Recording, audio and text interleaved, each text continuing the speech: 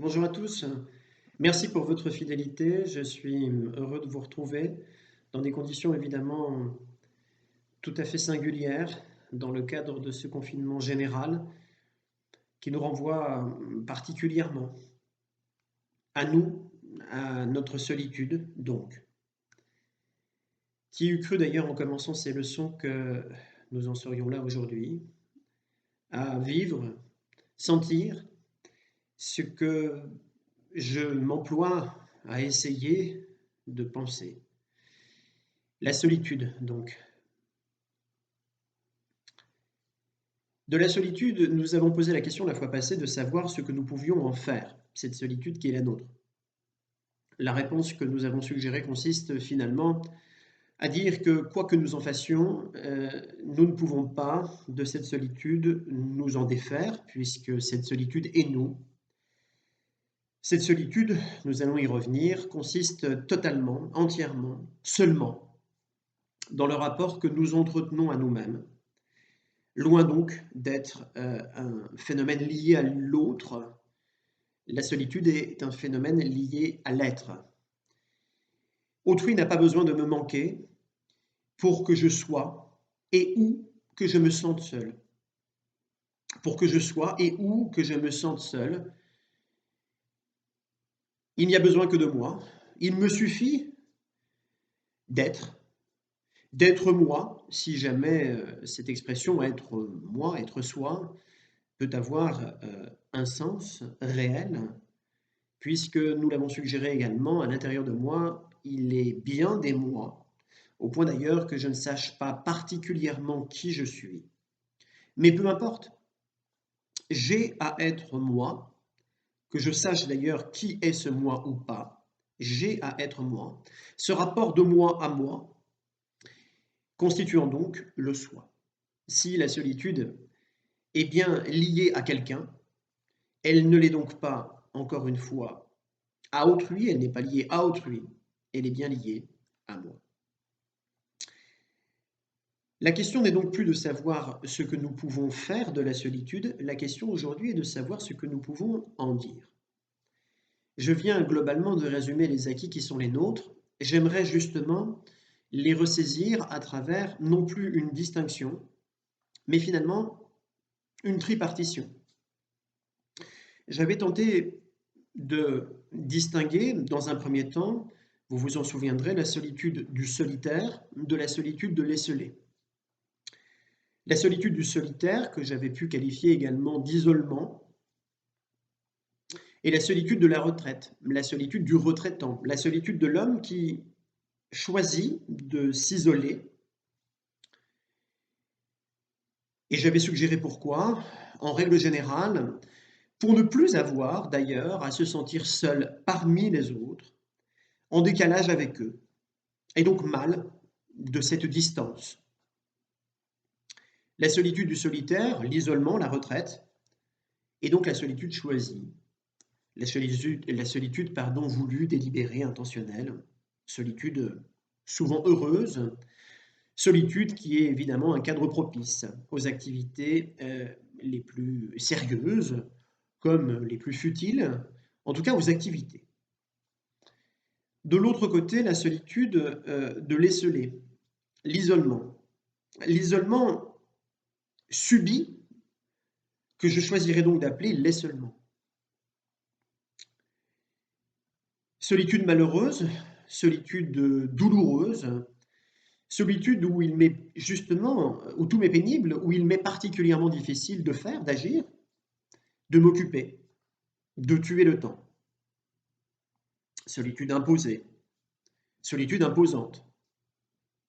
Ces deux solitudes, l'isolement, l'esselement, le solitaire, l'esselé, me semblent finalement les deux figures possibles d'une seule et même solitude.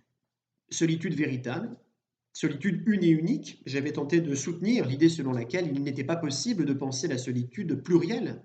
Il fallait bien, logiquement au moins, ontologiquement ensuite, penser la solitude comme une et unique, une seule et même. Cette troisième solitude, qui, si vous me suivez donc, finalement constitue la première, la seule qui soit, Celle à partir duquel les deux premières, justement, sont secondaires, c'est celle que j'appellerais la solitude du soliste. Solitude du soliste. Solitude originaire. Solitude d'où découlent donc ces deux autres figures. Cette expression de solitude du soliste, je la forge, mais je reconnais tout à fait volontiers ma dette à l'égard de Schopenhauer, qui précisément nous propose, au fond, nous suggère en tout cas, une analogie assez opératoire, me semble-t-il, entre d'un côté l'exécutant, le joueur de musique, le violoniste, le pianiste, et de l'autre l'existant, vous et moi. D'un côté donc, l'exécutant dans un ensemble, dans un orchestre, le premier violon, le pianiste, dans un ensemble, dans un orchestre, qui peut donc se charger seul de l'exécution, précisément, d'une partie du morceau joué. Cette partie, nous le savons, s'appelle le solo. Et c'est bien cette partie qui fait de lui ce qu'il est, un soliste. De l'autre côté, dans un autre ensemble, non plus un orchestre, encore que, dans la société, finalement, vous et moi, ou plutôt moi, chacun de nous, qui devons nous charger, seuls, de l'existence d'une réalité, d'une partie en tout cas de cette réalité totale. Cette partie de la réalité totale, c'est pour chacun de nous, notre nous, le soi. Celui qui fait de nous-mêmes être ce que nous sommes, des solistes précisément. Entre l'exécutant et l'existant, même combat. Il s'agit à chaque fois, sur la scène, pour le soliste, dans l'arène, pour nous, dont l'existence n'est pas un long fleuve tranquille, il s'agit donc à chaque fois de faire avec autrui ce que nul ne peut faire pour soi. Par où l'on voit que cette solitude du soliste ne peut pas être un phénomène de l'autre. Je le redis, l'autre n'a nul besoin de me manquer pour que je sois seul. Et c'est même surtout quand lui et moi jouons de concert que seul je le suis le plus, ou du moins je le semble le mieux, puisque je joue ma partition. La solitude du soliste, c'est un phénomène non pas de l'autre, mais de l'être. L'être a grand besoin que je sois seul pour ne pas me manquer. Et c'est même quand seul je le semble le plus, ou du moins je le suis le mieux, que lui et moi, nous éprouvons à l'unisson. Cette solitude du soliste que j'essaye donc de thématiser n'est pourtant pas de ma part une totale invention, bien évidemment. Elle résonne, me semble-t-il, dans l'histoire des idées. Peut-être bien plus dans l'histoire de la littérature que dans l'histoire de la philosophie, j'avais tenté de vous en convaincre, mais elle résonne et c'est d'abord justement au fond cette musicalité que j'aimerais dans un premier temps aujourd'hui vous suggérer. À la fois manifester cette solitude du soliste et puis tenter de montrer dans sa phénoménalité, sa paradoxalité. Voilà globalement le propos de ce jour. Pour ce faire, je voudrais d'abord emprunter mes mots, mais emprunter en tout cas ceux de Guy de Maupassant. Guy de Maupassant qui est l'auteur justement d'une très courte nouvelle, 3 pages et demie, sobrement intitulée Solitude. Je voudrais vous lire d'abord quelques lignes, l'incipit d'ailleurs, globalement, de ce très modeste récit. Je cite donc Maupassant. « Parmi tous les mystères de la vie humaine, il en est un que j'ai pénétré. Notre grand tourment dans l'existence vient de ce que nous sommes éternellement seuls, et tous nos efforts, tous nos actes ne tendent qu'à fuir cette solitude. Ceux-là, ces amoureux des bancs en plein air, cherchent comme nous, comme toutes les créatures, à la faire cesser. rien que pendant 1 minute au moins. Mais ils demeureront toujours seuls, et nous aussi. On s'en aperçoit plus ou moins, voilà tout. Voilà donc ce que déclare le vieil ami exactement du narrateur d'un bref récit de Maupassant, à la faveur d'une promenade digestive sur l'avenue des Champs-Élysées, suite à un euphorique dîner entre hommes. Et ce même ami du narrateur, d'enfoncer le clou très rapidement, je poursuis rapidement ma citation, depuis quelque temps, j'endure cet abominable supplice d'avoir compris, d'avoir découvert l'affreuse solitude où je vis, et je sais que rien ne peut la faire cesser. Rien. Entends-tu? Quoi que nous tentions, quoi que nous fassions, quel que soit l'élan de nos cœurs, l'appel de nos lèvres et l'étreinte de nos bras, nous sommes toujours seuls. Voilà donc au fond le clou d'une nouvelle dont l'affirmation, la solitude humaine, n'est pas nouvelle, elle.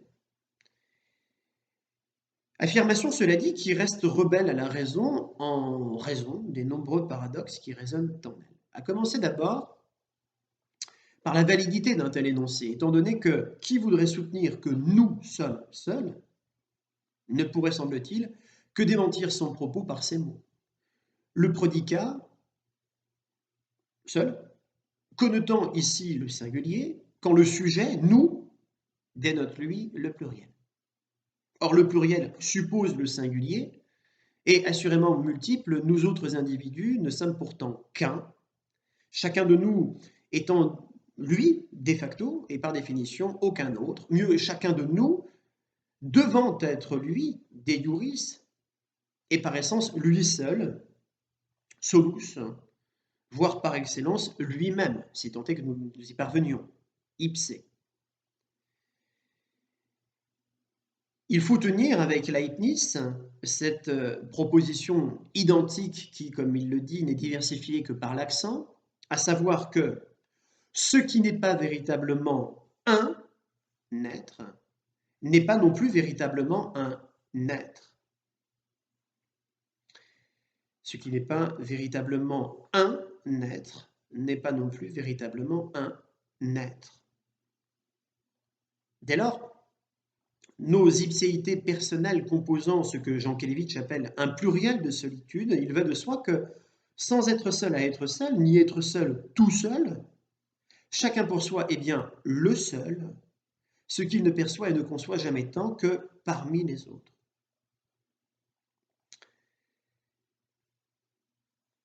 S'ensuit donc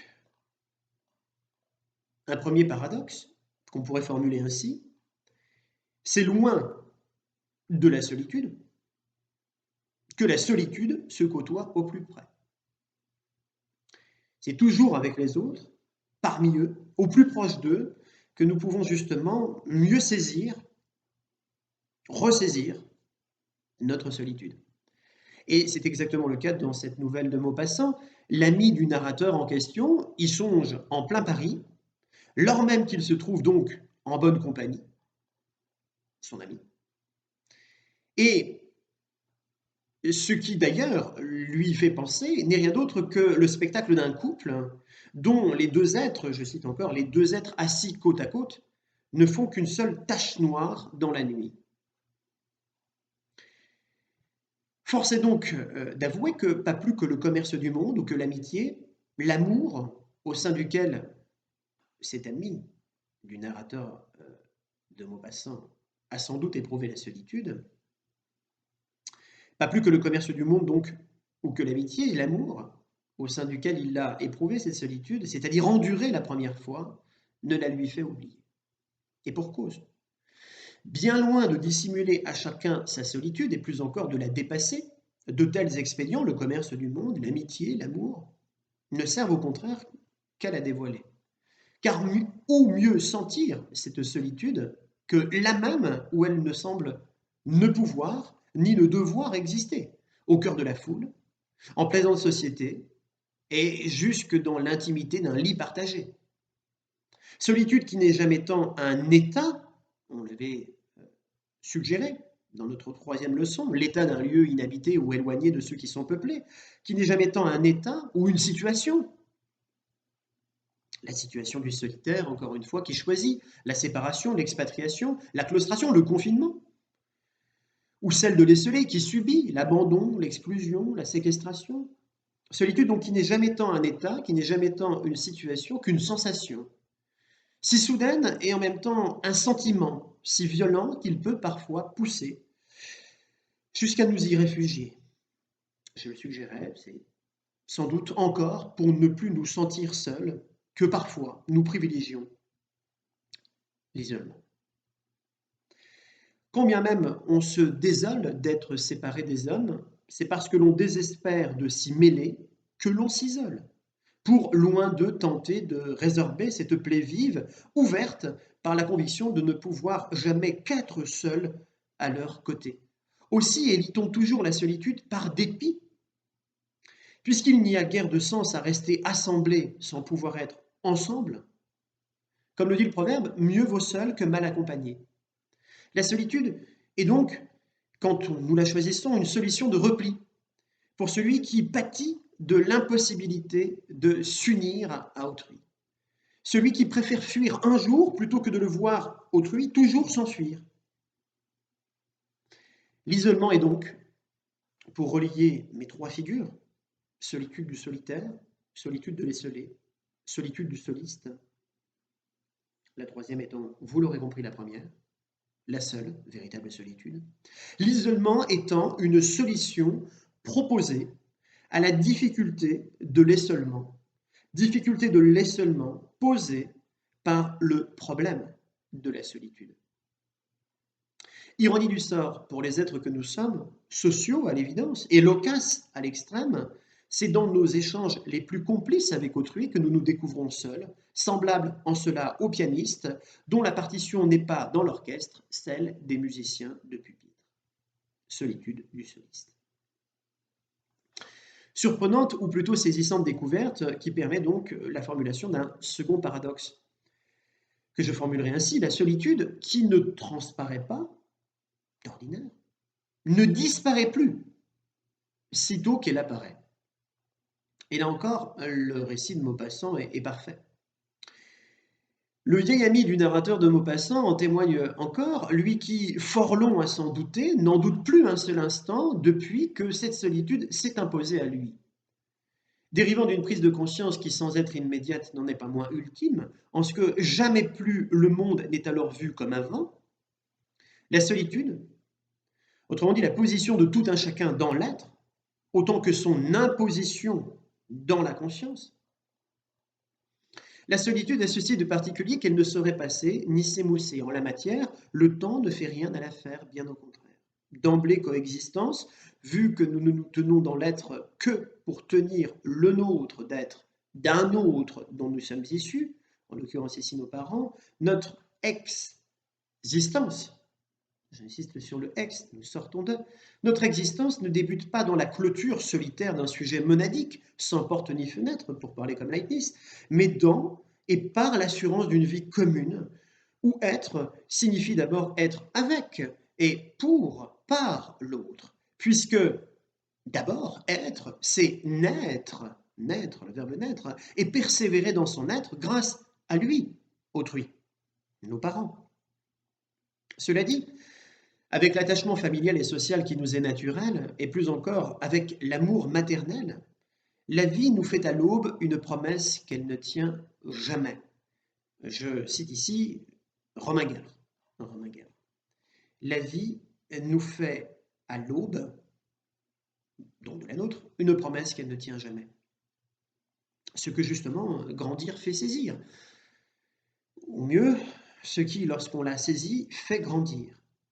À l'illusion de sa communion, du moins de sa communauté avec tous, succède en effet pour le moi, vous et moi, pour le moi, chacun de nous, tôt ou tard, la réalisation de son insularité, du moins de sa singularité, dans l'assomption de cette tâche pour laquelle il ne s'agit pas d'autre chose que de faire exception à la règle. Comme tous les autres, s'accomplir, mais s'accomplir comme nul autre, étant bien clair qu'il faut devenir soi, celui que l'on est seul appelé à être. En ce sens, être adulte, c'est être seul.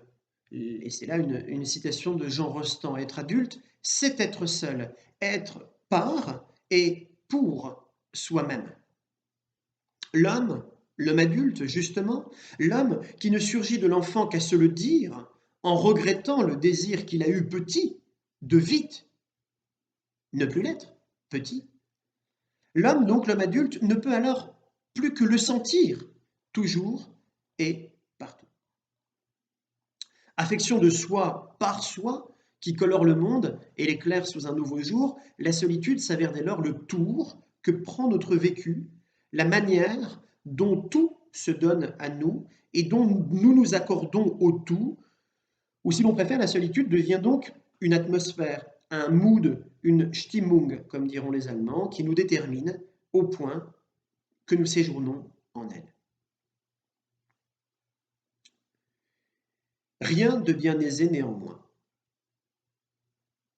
Et c'est là notre troisième paradoxe.